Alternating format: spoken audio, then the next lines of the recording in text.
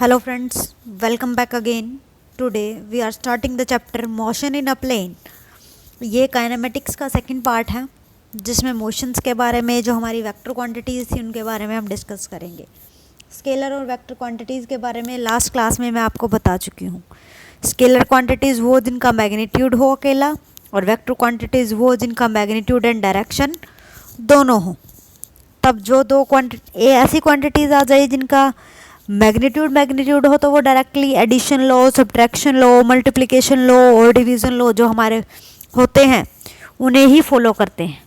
But vectors में कुछ तो चेंजेस होंगे और किस तरह के वेक्टर्स होते हैं, वेक्टर्स को रिप्रेजेंट करना क्या होगा, कैसे हम वेक्टर्स को सोल्व कर पाएंगे, तो ये सारा हम पहले डिस्कस करेंगे आज।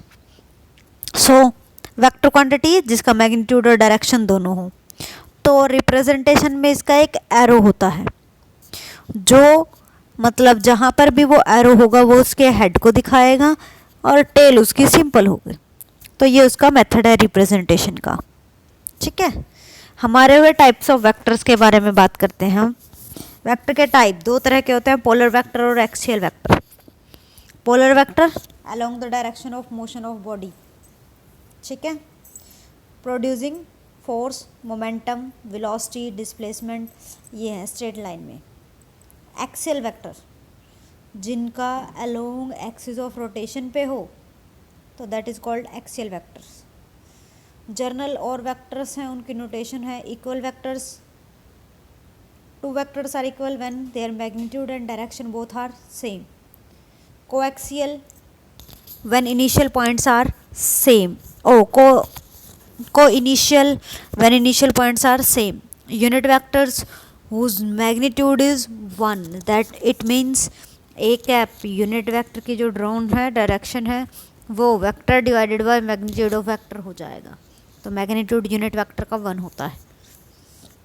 ऑर्थोगोनल यूनिट वेक्टर्स जो वेक्टर्स एक दूसरे से 90 डिग्री एंगल पे होते हैं, यानी कि X Y and Z axis I J and K, that is called orthogonal vectors. Negative when vectors are equal but direction is opposite. Collinear vector when two or more vectors are said to be collinear when act in the same line. जो एक ही line पे हो तो उनको collinear कहेंगे। Coplanar जो एक ही plane में हो तो उन्हें कोप्लेनर कहेंगे। लोकलाइज्ड जिनका इनिशियल पॉइंट फिक्स हो। नॉन लोकलाइज्ड जिनका इनिशियल पॉइंट फिक्स ना हो। ज़ीरो वेक्टर या नल वेक्टर जो किसी भी वेक्टर को ऐड होकर कोई फ़र्क नहीं देता और मल्टीप्लाई करके सबको ज़ीरो बना देता है, तो that is called zero vector, यानी कि उसका मैग्नीट्यूड भी ज़ीरो होगा। बता दिया। ये हुआ हमारे वेक्टर्स के टाइप की बात। तो डिस्प्लेसमेंट और डिस्टेंस की बात हम पहले कर चुके हैं। तो बात आती है इनकी एडिशन की। एडिशंस के लिए अलग अलग लॉज हैं। Triangle law, parallelogram law, polygon law. Triangle law resultant R is equal to क्या कहेंगे, A vector plus B vector. It means A plus B vector है तो ए का स्क्वायर प्लस बी का square plus 2 of A B cos of angle between them और पूरे का square root. ये हुआ हमारा ट्रायंगल लॉ। ये कहता है अगर हमारे ट्रायंगल की फॉर्म में दो वेक्टर्स अरेंज हैं, एक का हेड दूसरे की टेल की तरह एक्ट करे और वो किसी एंगल थीटा से इंक्लाइंड हो, तो रिजल्टेंट नए एंगल अल्फ़ा पे होगा और वो एंगल चाहिए तो tangent alpha is equal to B sine theta by A plus B cos theta होगा। पैरेललोग्राम लॉ में यह कहा जाता है दो वेक्टर्स इस तरह से अरेंज किए जाते हैं कि वो पैरेलल लाइंस की पैरेललोग्राम बनाए, तो जो भी उनके बीच से उनकी डायगोनल क्रॉस होगी that is called resultant vector. तो then if A and B two vectors, then starting from that point resultant R is equal to A plus B. Formula same, tangent का निकालने का alpha B sine theta by A plus B cos theta same, same polygon law है, उसमें polygon many sides आ जाएंगी तो resultant उनकी initial point से और फाइनल पॉइंट के बीच के वेक्टर को कहलाएगा। प्रॉपर्टीज़ ऑफ एडिशन है तो a प्लस बी वेक्टर्स के एडिशन में b प्लस ए सेम आएगा, a plus B plus C associative property भी फॉलो करता है ये। डिस्ट्रीब्यूटिव प्रॉपर्टी में मल्टीप्लाई कर ले किसी कांस्टेंट लैम्डा को तो भी वो फॉलो करेगा। ये हुआ हमारा पहला पार्ट। सब्ट्रैक्शन आ जाए तो सब्ट्रैक्शन में जो प्लस है तो वो माइनस में कन्वर्ट हो जाएगा, तो एंगल वाले में सिर्फ A square plus B square minus 2ab cos theta आ जाएगा। टेंजेंट अल्फा में b साइन थीटा था, नीचे a plus B cos theta, वो कुछ चेंज आया नहीं, सेम है।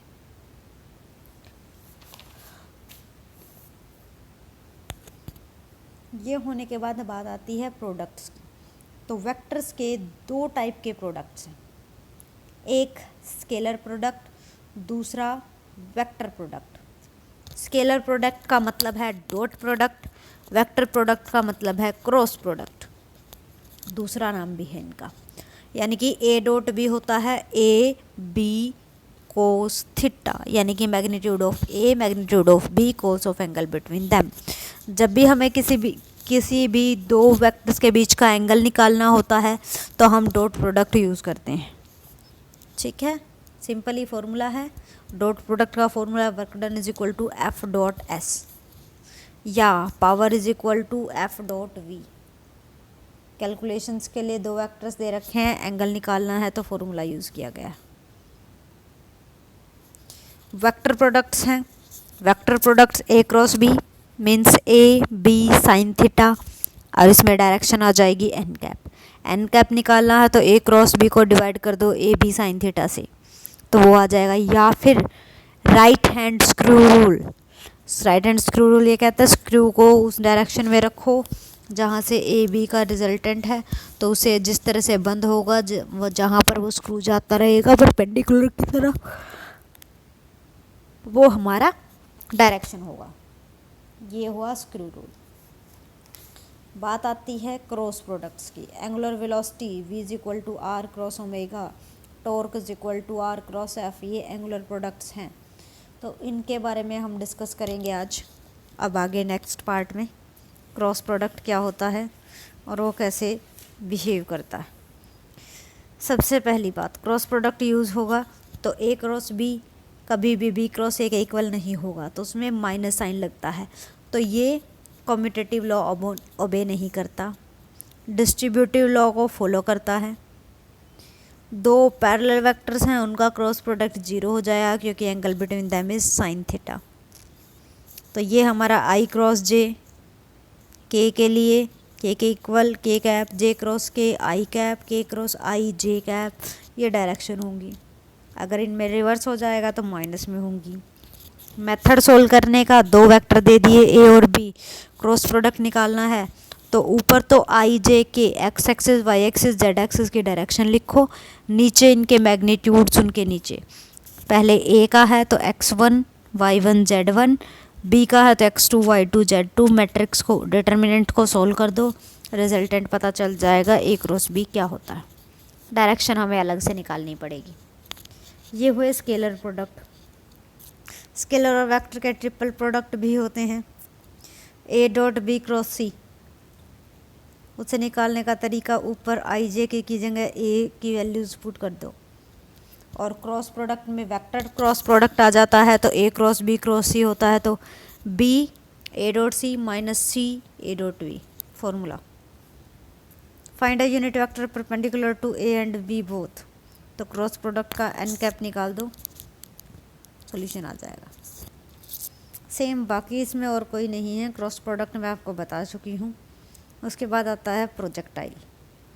प्रोजेक्टाइल का मतलब ही ये है, कोई भी बॉडी हमने उसे थ्रो किया अर्थ से तो वो किसी एंगल पे गई, उसके एंगल की वजह से वो कितना पाथ ट्रैवल करती है, कौन सा पाथ ट्रैवल करती है, कितना एक्स एक्सिस में करती है, कितना वाई एक्सिस में, इसे ही बात करना प्रोजेक्टाइल मोशन है।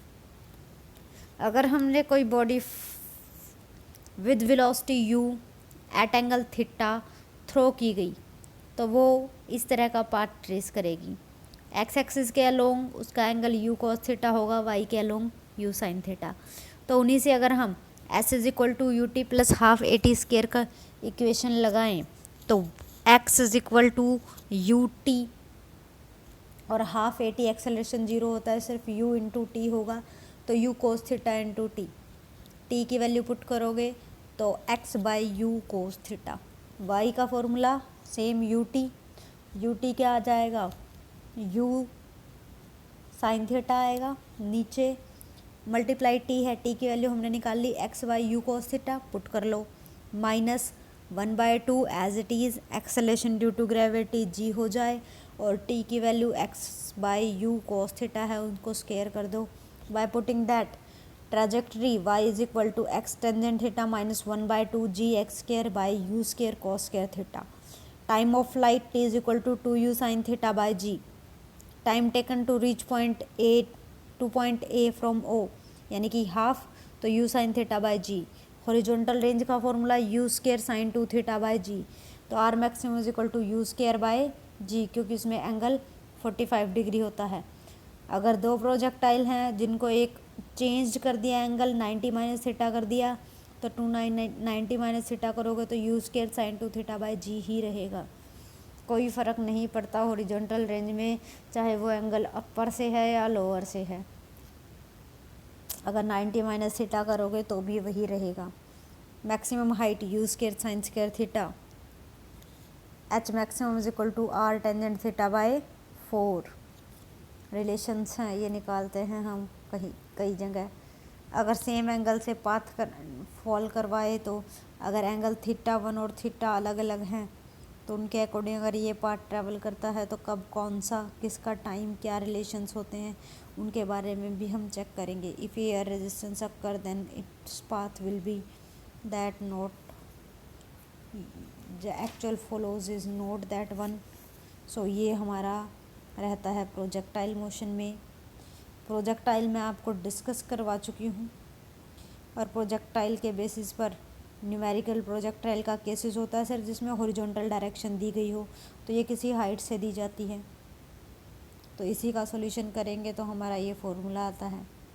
सेम उसी की तरह फॉर्मूला पुटिंग मेथड वही है, सिर्फ फॉर्मूले में पुट कर दिया है इस पार्ट के लिए। एट एंगल थीटा के लिए मैं आपको पहले बता चुकी हूँ, बस ये किसी एबो हॉरिजॉन्टल पे था तो उसे नीचे रीच करने पर ग्राउंड पे थोड़ा टाइम लगता है, उसी के लिए सॉल्यूशन है। अगर आपको इसमें कोई दिक्कत रहती है तो मुझसे पूछ लेना। तो आज के लिए सिर्फ इतना ही प्रोजेक्टाइल तक। नेक्स्ट टाइम हम अपनी क्लास में प्रोजेक्टाइल के क्वेश्चन डिस्कस करेंगे। अगर आपको चेक करने हैं कुछ अपने इम्पोर्टेंट क्वेश्चन अगर आप करना चाहते हैं तो go for some questions. These are the some questions for your practice. Keep practicing, and I think I also uploaded for projectile motion questions. If I am not, then I will do it very soon. Thank you for today. Please like my channel, subscribe करें और मुझे comments करके बताते रहें मैं इसे किस तरह से इम्प्रूव कर सकती हूँ। Thank you for today.